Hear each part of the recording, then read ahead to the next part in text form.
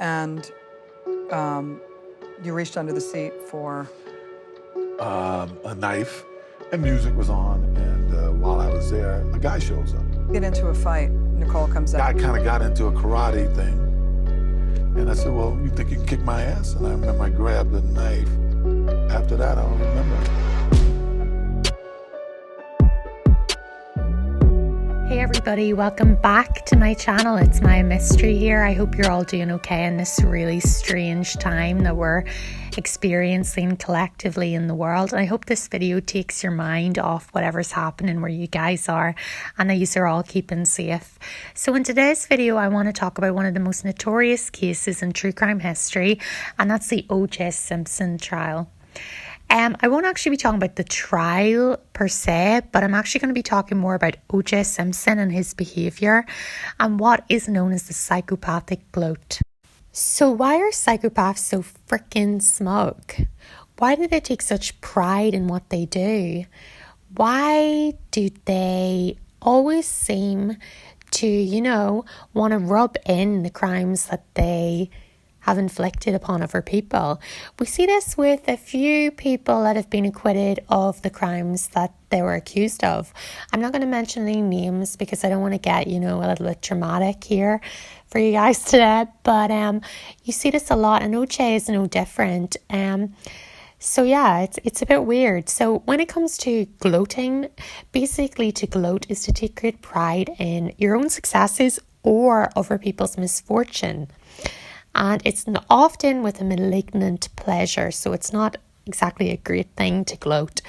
And I wanted to play you a few clips of OJ Simpson giving a hypothetical in inverted commas, account of the crime that he was accused of. So basically, he was going to release a book, giving a hypothetical account of a crime that he was acquitted of. Does that ring any alarm bells to you guys? Because it does to me. So I'm going to play a few clips for you now just to set some context. She knew he had a volatile temper, but Nicole Brown married OJ anyway, hoping that he would mellow once they started a family.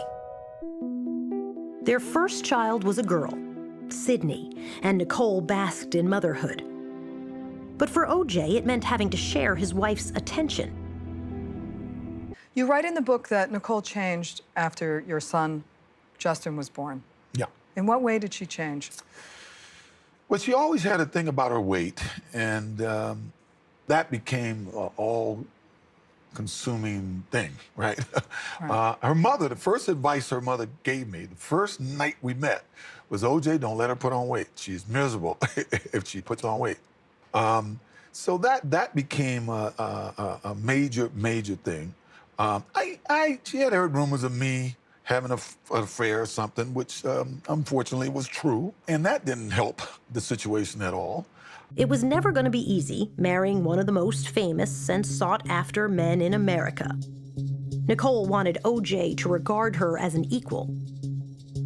By New Year's Eve, 1989, they had been married for 4 years. To the world, they were a glamorous couple living a charmed life. Jim, if the Bills were happy with the first half, they certainly didn't show it. He was a celebrated sports commentator for the NFL on NBC. There's only one superstar in Rent-A-Car, Hurts. And the face of Hurts. Go, OJ, go! And there was his blossoming career as an actor in movies and on television. But behind closed doors, the Simpsons' marriage was tumultuous. Talk us through what happened on New Year's Eve, 1989. To me, when I look back in my life, other than the deaths of my loved ones, along with Nicole, my daughter, my mom, I always said it was the most depressing and sad night of my life, because we had been to a New Year's party. We were home. We were both, sort of intoxicated. We were very affectionate. But somehow, in the middle of this affection, she asked me about some earrings. That night, the Simpsons had been partying with OJ's friend, the pro football star Marcus Allen, and his then-fiancée, Catherine. OJ says it was a comment from Catherine that made Nicole suspect he was cheating.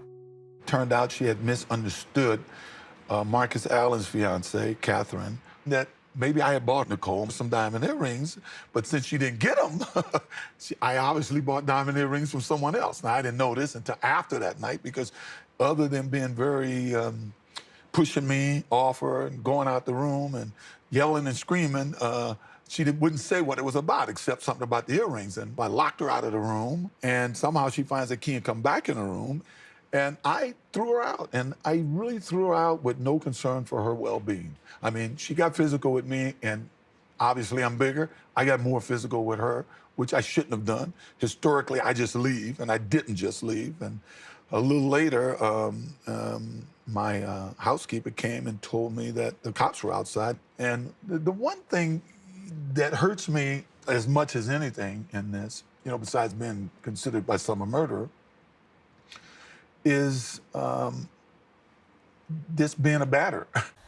Another thing that I thought was kind of interesting while researching the OJ Simpson trial was that it had a, you know, predominant or dominant sort of emphasis on control over his victims. OJ really seemed to want to have this real sense of control over Nicole for some reason.